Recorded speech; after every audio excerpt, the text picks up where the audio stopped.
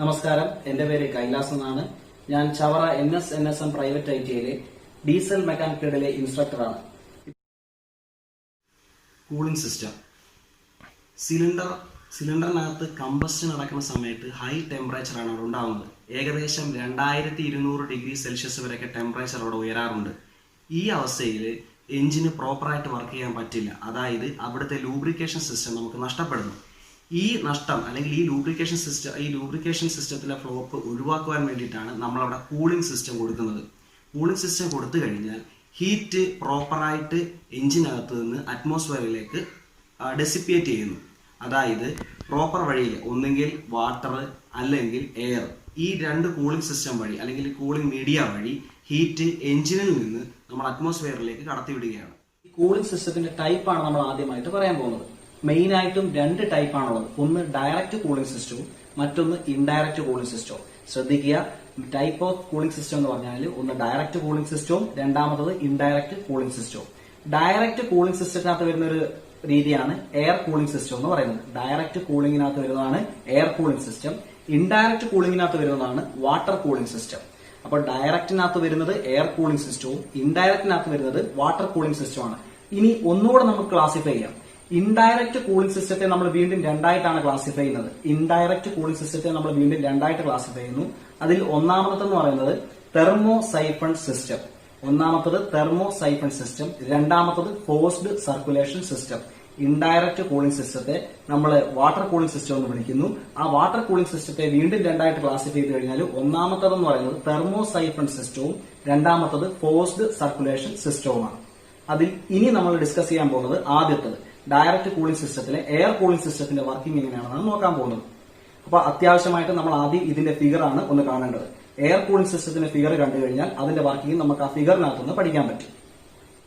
അപ്പോൾ ഈ കാണുന്നതാണ് ഡയറക്റ്റ് കൂളിംഗ് സിസ്റ്റത്തിലെ എയർ കൂളിംഗ് സിസ്റ്റമായിട്ട് ബന്ധപ്പെട്ട ഫിഗർ. ഈ ഫിഗറിനകത്തെ പാർട്സുകളാണ് നമ്മൾ ആദ്യം പഠിക്കാൻ പോകുന്നത്. പാർട്സുകൾ പഠിച്ചതിന് ശേഷം ഇതിന്റെ ഓരോ വർക്കിംഗും നമുക്ക് പഠിക്കാം. അല്ലെങ്കിൽ ഡയറക്റ്റ് കൂളിംഗ് സിസ്റ്റത്തിനകത്ത് എയർ കൂളിംഗ് സിസ്റ്റം എങ്ങനെ വർക്ക് ചെയ്യുന്നു എന്നുള്ളത് നമ്മൾ ഈ ഫിഗർ നോക്കിയിട്ടാണ് പഠിക്കാൻ പോകുന്നത്. ഈ സിസ്റ്റത്തിലെ മെയിൻ പാർട്സുകളാണ് നമ്മൾ ഈ ഫിഗറിൽ കാണുന്നത്. നമ്പർ 1 എന്ന് കാണിച്ചിരിക്കുന്നത് മെറ്റൽ ഫിൻസ്, നമ്പർ 2 എന്ന് കാണിച്ചിരിക്കുന്നത് സിലിണ്ടറിന്റെ head, number 3 cylinder portion. Air cooling system പ്രധാനമായിട്ടും 2 സ്ട്രോക്ക് എഞ്ചിനിലും ചെറിയ സ്റ്റേഷനറി എഞ്ചിനിലുമാണ് വർക്ക് ചെയ്യുന്നത്. ഇനി എയർ കൂളിംഗ് സിസ്റ്റത്തിന്റെ വർക്കിംഗിലേക്ക് നമുക്ക് നോക്കാം. എഞ്ചിൻ റൺ ചെയ്യുന്ന സമയത്ത് സിലിണ്ടറിൽ ഉണ്ടാകുന്ന ഹീറ്റ് അറ്റ്മോസ്ഫിയറിലേക്ക് പോകുന്നു. അതായത് അവിടെ പ്രൊവൈഡ് ചെയ്തിരിക്കുന്ന എയർ ഫിൻസിന്റെ ഇടയിലൂടെ വരുന്ന ശക്തമായ കാറ്റ് എഞ്ചിനകത്തുള്ള ഹീറ്റിനെ അന്തരീക്ഷത്തിലേക്ക് കടക്കാനായിട്ട് സഹായിക്കുന്നു. ഇങ്ങനെയാണ് എയർ കൂളിംഗ് സിസ്റ്റത്തിന്റെ വർക്കിംഗ് പൂർണ്ണമാവുന്നത്. അപ്പോൾ ഒന്നുകൂടി പറയാം, എഞ്ചിൻ റൺ ചെയ്യുന്ന സമയത്ത് സിലിണ്ടറിൽ ഉണ്ടാകുന്ന ഹീറ്റ് അന്തരീക്ഷത്തിലേക്ക് ഡയറക്റ്റ് ആയിട്ട് പോവുകയാണ് ചെയ്യുന്നത്. അതായത് അവിടെ പ്രൊവൈഡ് ചെയ്തിരിക്കുന്ന എയർ ഫിൻസ്, ഈ എയർ ഫിൻസ് ആണ് ഇതിനകത്തെ ഏറ്റവും മെയിൻ ആയിട്ടുള്ള പാർട്ട്.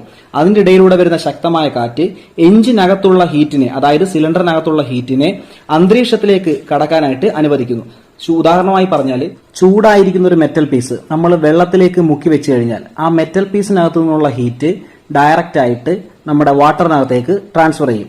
അതായത് ചൂടായിട്ടിരിക്കുന്ന ഒരു മെറ്റൽ നമ്മുടെ വാട്ടറിനകത്തോട്ട് ഡിപ്പ് ചെയ്ത് കഴിഞ്ഞാൽ മെറ്റലിനകത്തുള്ള ഹീറ്റ് നമ്മുടെ വാട്ടറിനകത്തോട്ട് എങ്ങനെയാണോ ട്രാൻസ്ഫർ ചെയ്യുന്നത് അതേ രീതിയിലായിരിക്കും ഈ എയർ ഫിൻസിനിടയിലൂടെ വരുന്ന ശക്തമായ കാറ്റ് എഞ്ചിനകത്തുള്ള ഹീറ്റിനെ അബ്സോർവ് ചെയ്ത് അന്തരീക്ഷത്തിലേക്ക് വിടുന്നത്. ഇങ്ങനെയാണ് എയർ കൂളിംഗ് സിസ്റ്റത്തിന്റെ വർക്കിംഗ് പൂർണ്ണമാകുന്നത്. അപ്പോ നമ്മൾ ഡയറക്റ്റ് കൂളിംഗ് സിസ്റ്റത്തെ കുറിച്ചുള്ള ഒരു എക്സ്പ്ലനേഷൻ കഴിഞ്ഞിരിക്കുകയാണ്. ഇനി നമ്മൾ പോകാൻ പോകുന്നത് ഇൻഡയറക്റ്റ് കൂളിംഗ് സിസ്റ്റത്തെ കുറിച്ചാണ്.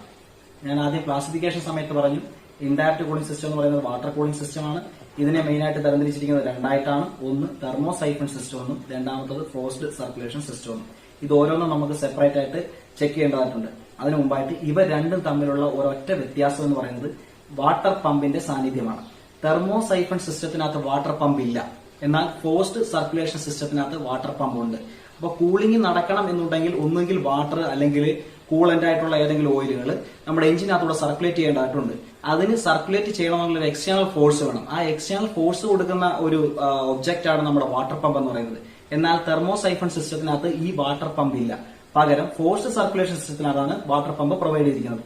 എന്നാൽ തെർമോസൈഫൺ സിസ്റ്റത്തിനകത്ത് വാട്ടർ പമ്പ് ഇല്ലാതെ എങ്ങനെ വാട്ടർ സർക്കുലേറ്റ് ചെയ്യുന്നു എന്നുള്ളതാണ് നമ്മൾ ആദ്യം പറയാനായിട്ട് പോകുന്നത്. അതിനു മുമ്പായിട്ട് നമുക്ക് തെർമോസൈഫൺ സിസ്റ്റത്തിന്റെ ഫിഗർ ഒന്ന് കാണാം. അപ്പോൾ ഈ കാണിച്ചിരിക്കുന്നതാണ് തെർമോസൈഫൺ സിസ്റ്റത്തിന്റെ ഫിഗർ എന്ന് പറയുന്നത്. ഈ ഫിഗർ നോക്കിയിട്ട് നമുക്ക് ഇതിന്റെ വർക്കിംഗ് പറയാം. ആദ്യമായിട്ട് ഇതിന്റെ പാർട്സുകൾ ഏതൊക്കെയാണ് നമുക്കൊന്ന് പരിചയപ്പെടാം. തന്നിരിക്കുന്ന ഫിഗറാണ് തെർമോസൈഫൺ സിസ്റ്റത്തിന്റേത്. ഇവിടെ 1 എന്ന് കാണിച്ചിരിക്കുന്നത് എഞ്ചിൻ ബ്ലോക്കും 2 എന്ന് കാണിച്ചിരിക്കുന്നത് റേഡിയേറ്ററും ആണ്. ഇവിടെ വാട്ടർ പമ്പ് ഇല്ലാതെ വാട്ടർ എങ്ങനെ സർക്കുലേറ്റ് ചെയ്യുന്നു എന്ന് നോക്കാം. അതിനായി ആദ്യം നമ്മൾ ഡെൻസിറ്റി എന്താണെന്ന് അറിയണം. ഡെൻസിറ്റി അഥവാ സാന്ദ്രത, അതിനൊരു ഇക്വേഷൻ ഉണ്ട്, മാസ് ബൈ വോളിയം. അതായത് യൂണിറ്റ് വോളിയത്തിൽ അനുഭവപ്പെടുന്ന മാസിനനുസരിച്ച് ഓരോ ഒബ്ജക്റ്റിന്റെയും ഡെൻസിറ്റിക്ക് വേരിയേഷൻ ഉണ്ടാകും. ഡെൻസിറ്റി അഥവാ സാന്ദ്രത കുറവായ വസ്തുക്കൾ എപ്പോഴും മുകളിലേക്ക് പോകാനുള്ള ഒരു ടെൻഡൻസിയാണ് കാണിക്കാറുള്ളത്. ഉദാഹരണമാണ് നമ്മുടെ ഹൈഡ്രജൻ. ഇവിടെ റേഡിയേറ്ററിലൂടെ വരുന്ന വാട്ടർ എഞ്ചിൻ ബ്ലോക്കിൽ എത്തുകയും അവിടെ നിന്ന് വാട്ടർ സർക്കുലേഷൻ പാത്തിലൂടെ അല്ലെങ്കിൽ പാസേജിലൂടെ പോയി ഹീറ്റ് അബ്സോർബ് ചെയ്യുകയും ചെയ്യുന്നു. അങ്ങനെ ഹീറ്റ് അബ്സോർബ് ചെയ്യുമ്പോൾ സ്വാഭാവികമായിട്ടും വാട്ടറിന്റെ ഡെൻസിറ്റിക്ക് വ്യത്യാസം വരുന്നു, അതായത് ഡെൻസിറ്റി കുറയുന്നു. ഇങ്ങനെ ഡെൻസിറ്റി കുറഞ്ഞ ചൂടുവെള്ളം മുകളിലേക്ക് പോകാനുള്ള ടെൻഡൻസിയാണ് കാണിക്കുന്നത്.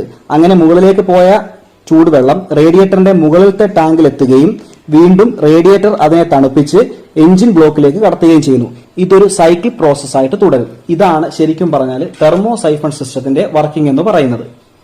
ഇതിൽ നിന്ന് വ്യത്യാസമായിട്ട് നമുക്ക് പമ്പ് സർക്കുലേഷൻ സിസ്റ്റത്തിന്റെ വർക്കിംഗ് എങ്ങനെയാണെന്ന് നോക്കാം.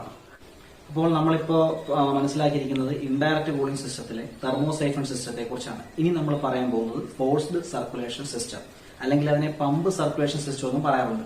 ഒറ്റ വ്യത്യാസമേ ഉള്ളൂ, ഞാൻ മുമ്പ് പറഞ്ഞതാണ്. ഇതിനകത്തൊരു പമ്പ് പ്രൊവൈഡ് ചെയ്തിട്ടുണ്ട്.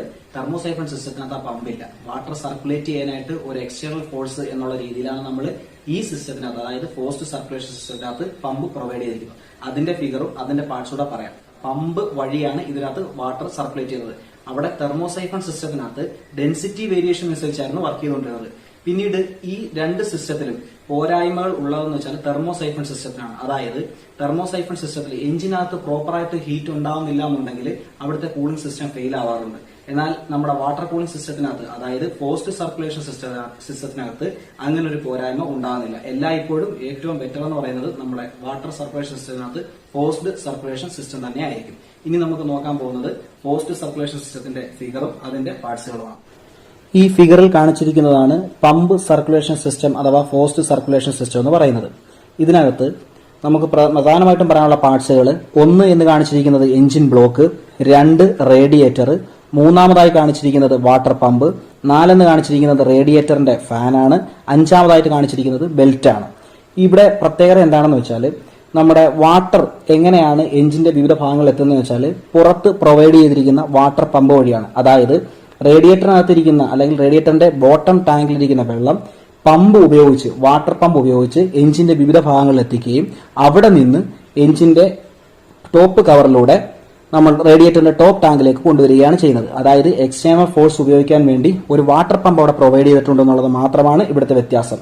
തെർമോസൈഫൺ സിസ്റ്റത്തിൽ ഇങ്ങനൊരു വാട്ടർ പമ്പ് അവിടെ പ്രൊവൈഡ് ചെയ്തിട്ടില്ലായിരുന്നു. ഇതാണ് തെർമോസൈഫൺ സിസ്റ്റവും പമ്പ് സർക്കുലേഷൻ സിസ്റ്റം അഥവാ ഫോഴ്സ്ഡ് സർക്കുലേഷൻ സിസ്റ്റവും തമ്മിലുള്ള ഏക വ്യത്യാസവും. അപ്പം കൂളിംഗ് സിസ്റ്റത്തിലെ ഡയറക്റ്റ് കൂളിംഗ് സിസ്റ്റവും ഇൻഡയറക്റ്റ് കൂളിംഗ് സിസ്റ്റവും എന്താണെന്ന് നമ്മൾ പഠിച്ചു കഴിഞ്ഞു. ഇനി നമ്മൾ ശരിക്കും പറഞ്ഞാൽ ഇൻഡയറക്റ്റ് കൂളിംഗ് സിസ്റ്റത്തിലെ വാട്ടർ സർക്കുലേഷന്റെ, അതായത് ഫോഴ്സ്ഡ് സർക്കുലേഷൻ സിസ്റ്റത്തിനകത്ത് നമ്മൾ വാട്ടർ പമ്പ് ഉണ്ടെന്ന് പറഞ്ഞു. സ്വാഭാവികമായിട്ടും നമ്മൾ വാട്ടർ പമ്പിന്റെ പ്രവർത്തനം അല്ലെങ്കിൽ വാട്ടർ പമ്പ് എന്താണെന്ന് അറിഞ്ഞിരിക്കണം. നമ്മുടെ വാട്ടർ പമ്പിന്റെ ഫിഗറാണ് നമ്മളിപ്പോൾ കാണാനായിട്ട് പോകുന്നത്. ഈ വാട്ടർ പമ്പിനകത്ത് അല്ലെങ്കിൽ വാട്ടർ പമ്പ് ഏത് ടൈപ്പ് ആണെന്ന് വെച്ചാൽ സെൻട്രിഫ്യൂഗൽ ടൈപ്പ് വാട്ടർ പമ്പാണ് നമ്മൾ എപ്പോഴും എഞ്ചിനകത്ത് ഉപയോഗിക്കുന്നത്. റെസിപ്രോക്കേറ്റിംഗ് അല്ല, സെൻട്രിഫ്യൂഗൽ ടൈപ്പ് വാട്ടർ പമ്പ് ആയിരിക്കും നമ്മൾ എഞ്ചിനകത്ത് ഉപയോഗിക്കുന്നത്. നമ്മളിപ്പോൾ ഈ ഫിഗറിൽ കണ്ടുകൊണ്ടിരിക്കുന്നത് സെൻട്രിഫ്യൂഗൽ ടൈപ്പ് വാട്ടർ പമ്പാണ്. അതിന്റെ പാർട്സുകളാണ് അവിടെ നോട്ട് ചെയ്തിരിക്കുന്നത്. ഇപ്പോ നമ്മൾ കൂളിംഗ് സെക്ഷനിലെ അവസാനത്തെ പോർഷനിലേക്ക് വന്നിരിക്കുകയാണ്. തെർമോസ്റ്റാറ്റ് വാൽവൂടെ പറയുന്നതോടെ നമ്മുടെ കൂളിംഗ് സെക്ഷൻ അല്ലെങ്കിൽ കൂളിംഗ് സിസ്റ്റം കംപ്ലീറ്റ് ആവും. തെർമോസ്റ്റാറ്റ് വാൽവിന്റെ ലൊക്കേഷൻ എവിടെയാണെന്നും തെർമോസ്റ്റാറ്റ് വാൽവിന്റെ വർക്കിംഗ് എന്താണെന്നും ടൈപ്പ് ഓഫ് തെർമോസ്റ്റാറ്റ് വാൽവ് ഏതൊക്കെയാണെന്ന് പറഞ്ഞാലും നമ്മുടെ ഈ സെക്ഷൻ കൂടെ ഇവിടെ കംപ്ലീറ്റ് ആവും. ആദ്യം തെർമോസ്റ്റാറ്റ് വാൽവിന്റെ ലൊക്കേഷൻ എവിടെയാണെന്ന് പറയാം. സിലിണ്ടർ ഹെഡിനും റേഡിയേറ്ററിന്റെ ടോപ്പ് ടാങ്കിനും മിഡിലായിട്ടാണ് കാണപ്പെടുന്നത് തെർമോസ്റ്റാറ്റ് വാൽവ്. സിലിണ്ടർ ഹെഡിനും നമ്മുടെ റേഡിയേറ്റർ ടാങ്കിന്റെ ടോപ്പിനും മിഡിലായിട്ടാണ് നമ്മുടെ തെർമോസ്റ്റാറ്റ് വാൽവ് കാണപ്പെടുന്നത്.